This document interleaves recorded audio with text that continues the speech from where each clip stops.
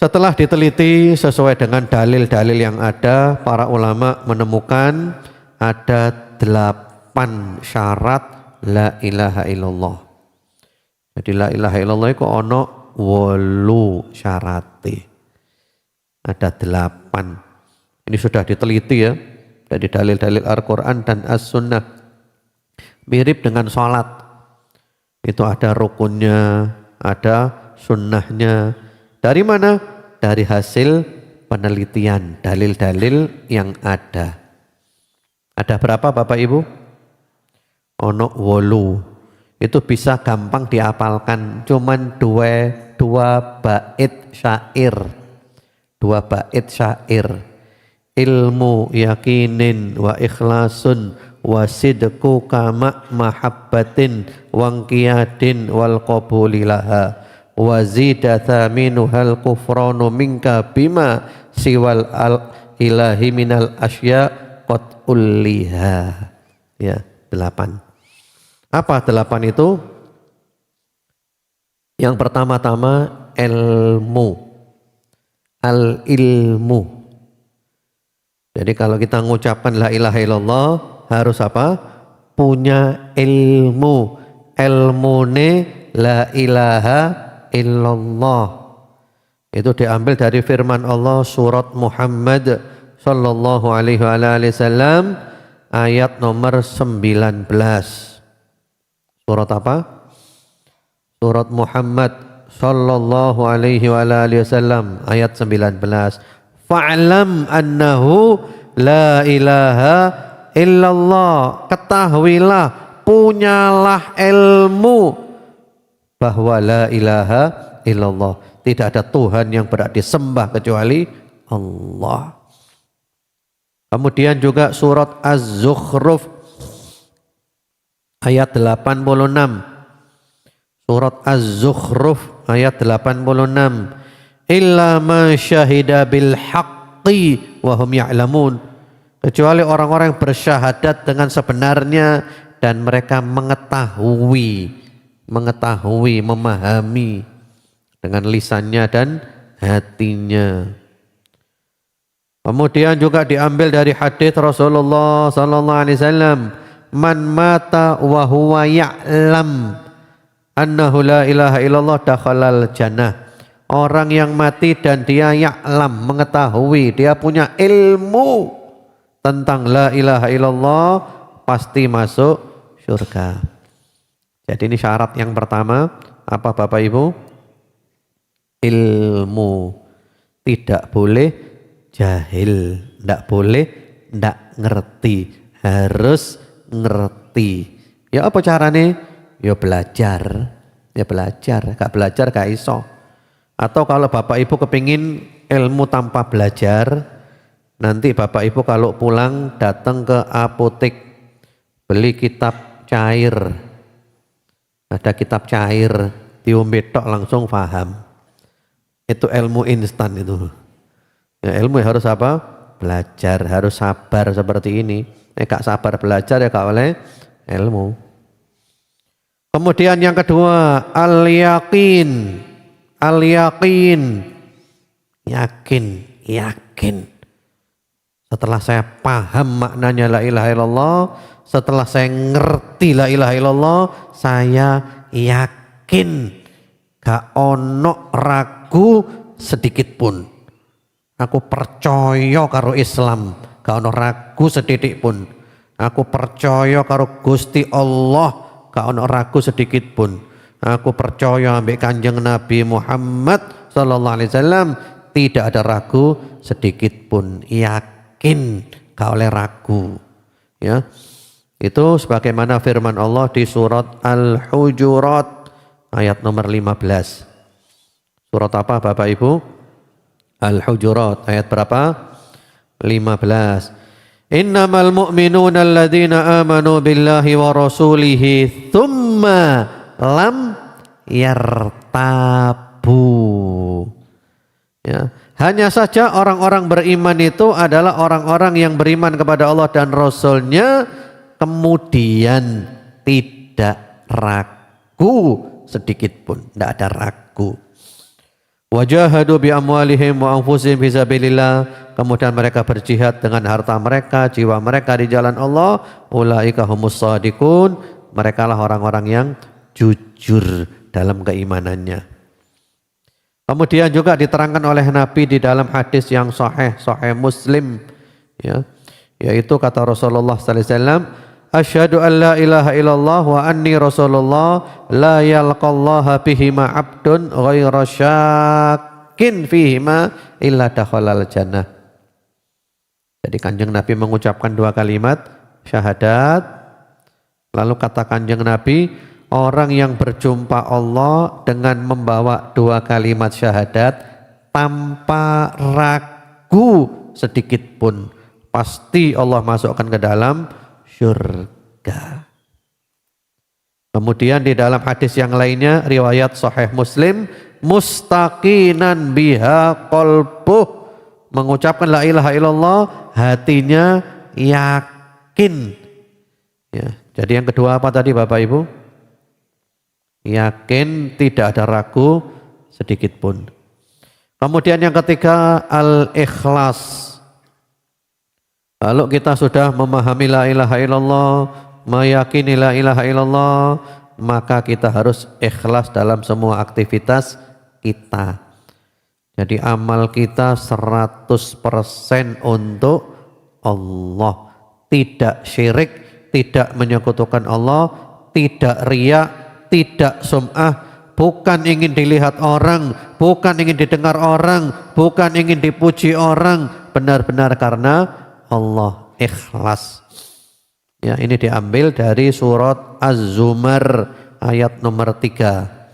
Az-Zumar ayat nomor 3. Ala lillahid dinul khalis. Ketahuilah hanya milik Allah agama yang ikhlas, yang murni. Kemudian juga di surat Al-Bayyinah ayat 5. Surat apa Bapak Ibu? Al-Bayyinah ayat 5. Wa ma umiru illa liya'budullaha mukhlishina lahuddin. Dan tiadalah mereka diperintahkan melainkan supaya beribadah kepada Allah, mengikhlaskan untuk Allah itu agama. Kemudian juga di dalam hadis sahih Rasulullah sallallahu alaihi wasallam mengatakan orang yang paling berhak mendapatkan syafaat beliau hari kiamat adalah yang mengucapkan la ilaha illallah khalisan min qalbih, ikhlas dari lubuk hati yang paling dalam. Lanjut Bapak Ibu. Lanjut. Yang keberapa sekarang? Yang keempat, as-sidqu. As-sidqu itu jujur. Ya, ngomong la ilaha illallah jujur. Ucapan dan perbuatan harus sama, tidak sama dengan orang munafik. Orang munafik gak jujur, lisannya tok la ilaha illallah, atine gak. Ya, harus jujur, tidak boleh bohong. Sebagaimana firman Allah di surat Al-Munafikun ayat nomor 1. Idza ja'akal munafiquna qalu nashhadu innaka la rasulullah wallahu ya'lamu innaka la rasuluh wallahu yashhadu innal munafiqina lakadzibun. Jadi orang munafik itu bohong. KTP ne Islam tapi benci karo Islam, aneh.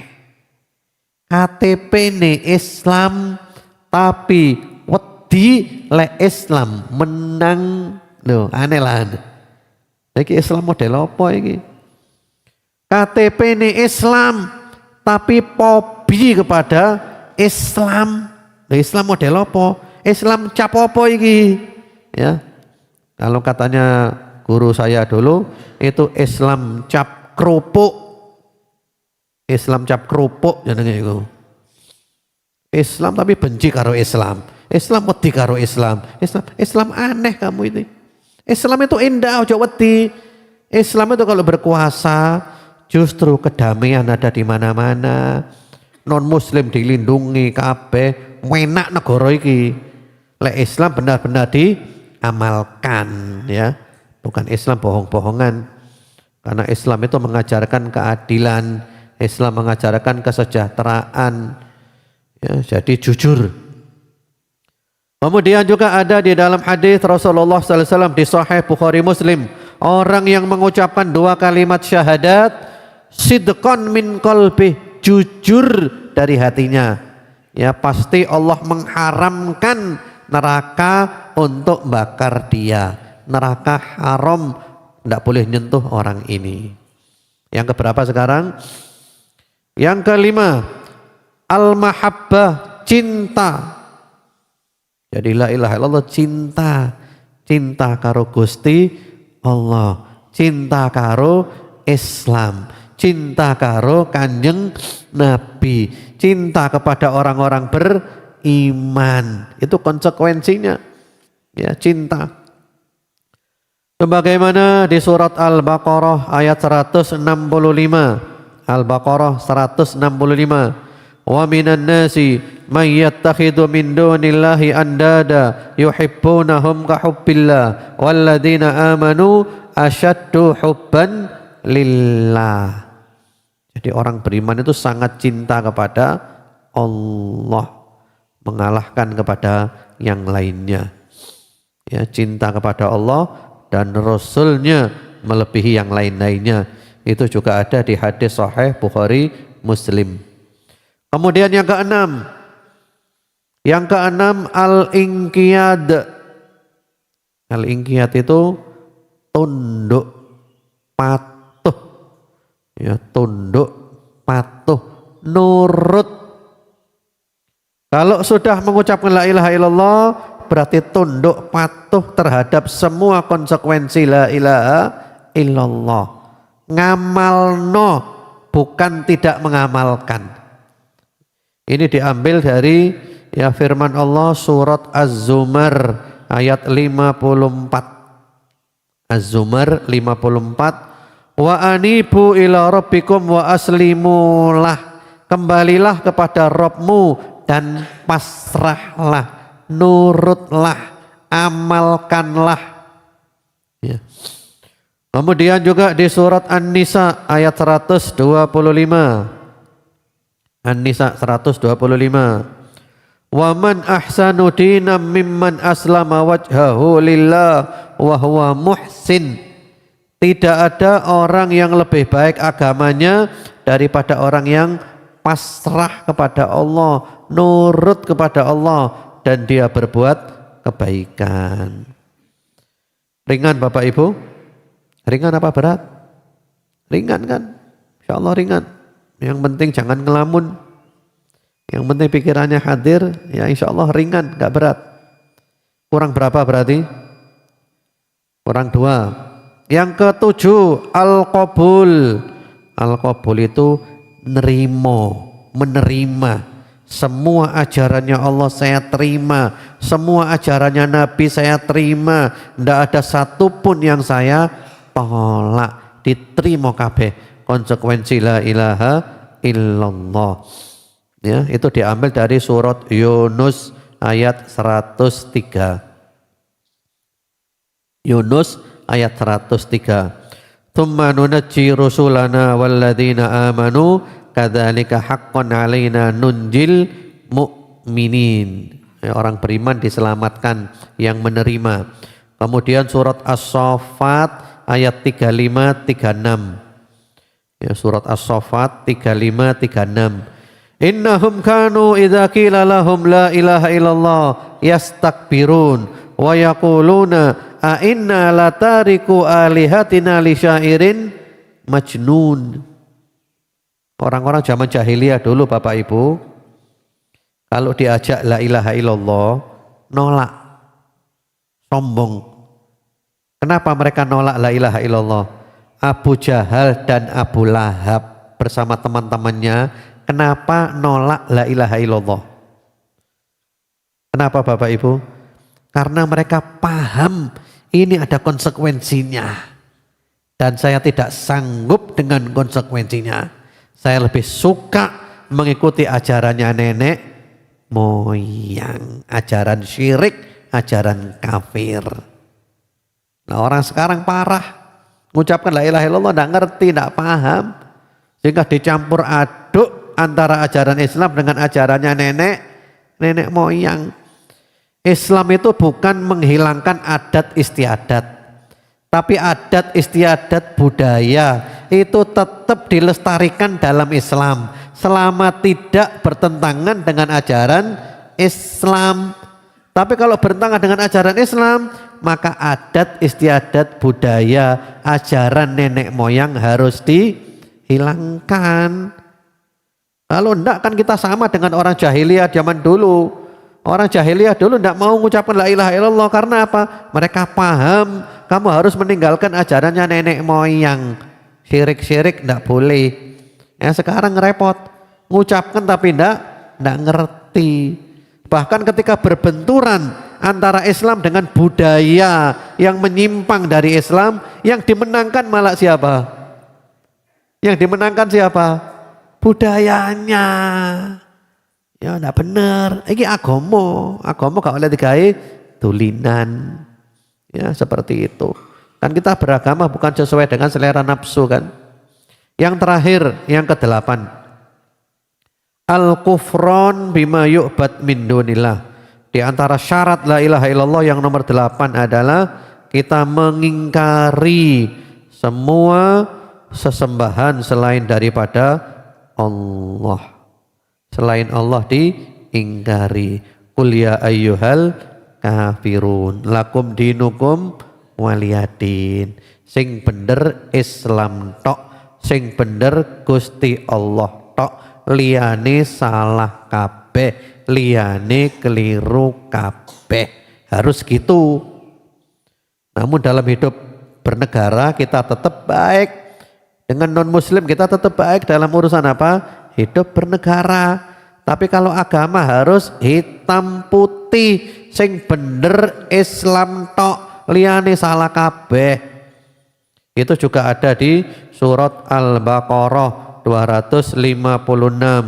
Faman yakfur bit-taghuti wa yu'min billahi faqad istamsaka bil urwatil wuthqa la fisama laha. Ya. Jadi harus iman kepada Allah, mengingkari yang lainnya. Ini 8 syarat la ilaha illallah. Yang pertama tadi apa Bapak Ibu? Ilmu, harus punya ilmu, tidak boleh jahil. Yang kedua, yakin, tidak boleh ragu.